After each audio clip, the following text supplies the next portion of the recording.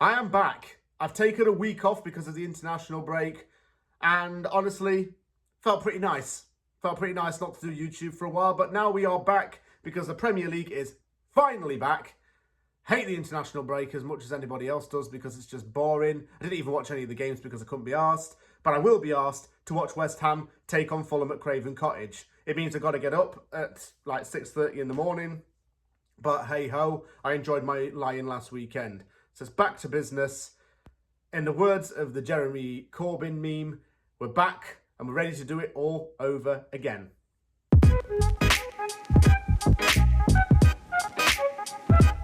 Fulham away was not too memorable last season, was it? Didn't we lose 5-0 to them? It was last season we lost 5-0 to them, wasn't it? And Aged scored an own goal and it was just a load of shit. Yeah, I'd completely forgotten about that. Not because I didn't want to remember it, but because I just, didn't remember it. We're playing up against the Fulham, and it's an East versus West London derby. Lopetegui has already spoken about how West Ham's going to come up against a lot of London opponents within the next few months, especially because there are, a lot of teams in London anyway, and how these games do add a little bit more intensity. Not only is there going to be pressure on West Ham to start getting results right now, but also it's a chance for other players to really dig the heels into the team. One player that will be most likely doing that is Carlos Soler, a new midfield signing from Paris Saint-Germain, who is most likely going to make his debut this weekend. I do enjoy these London derbies. We've already beaten Crystal Palace in one.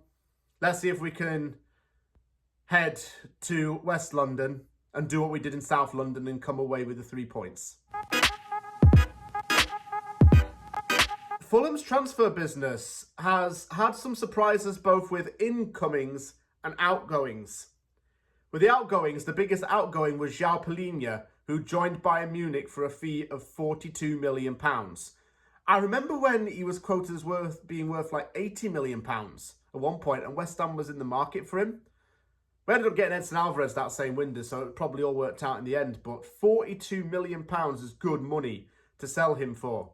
And that was just the base fee, and there was 4.2 million in add-ons as well on top of that. So it's about £46 million he went for.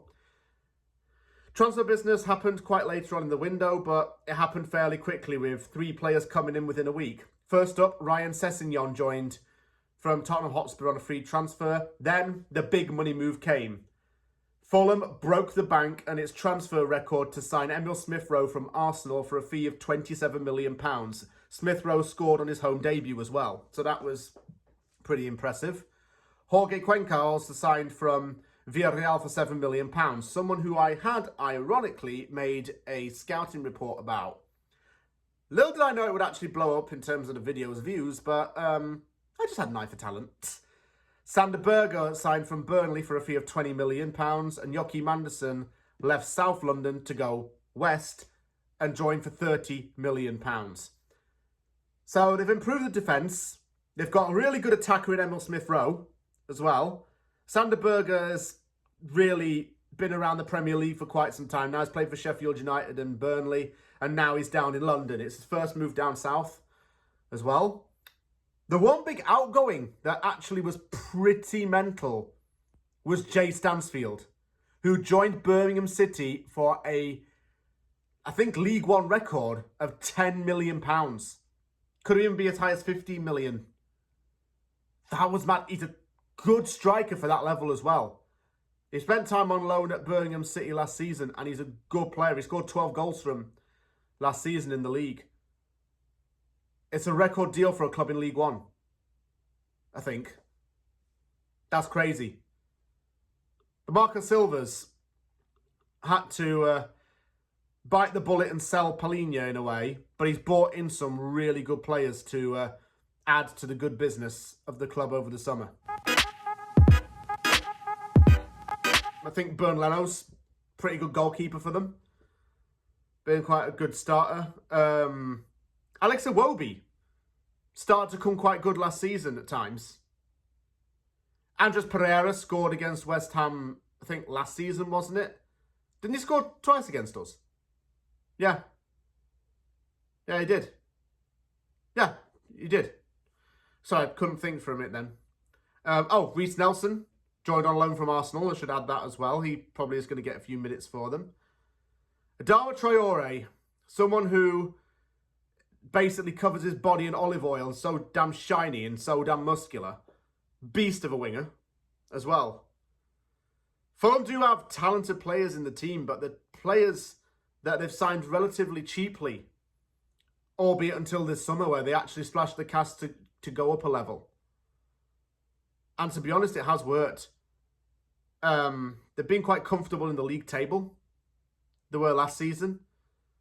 And they've played some really good football at times.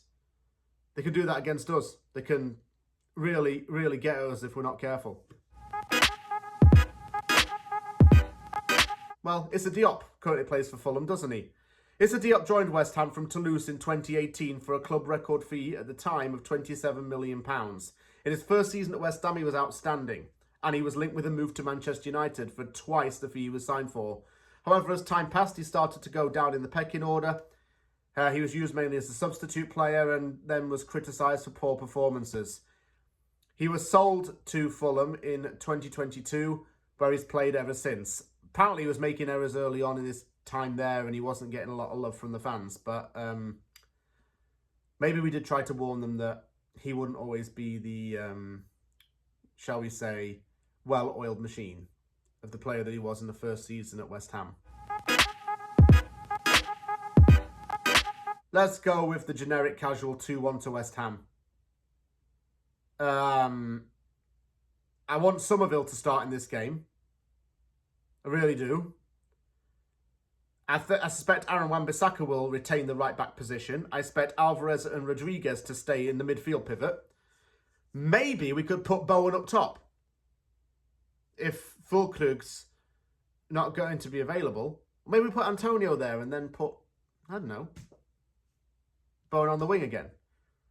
That could work. No, but we won't need to have a fast-paced attack against this lot. I want to see us be ruthless against the team.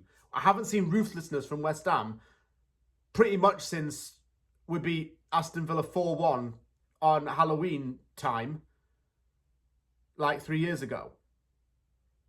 I just want to see us be really fast and obliterate teams. I just want to see it. Hopefully, if we get like Somerville, Kudus, Paquetá, Bowen, like link up, then, geez, might smoke them.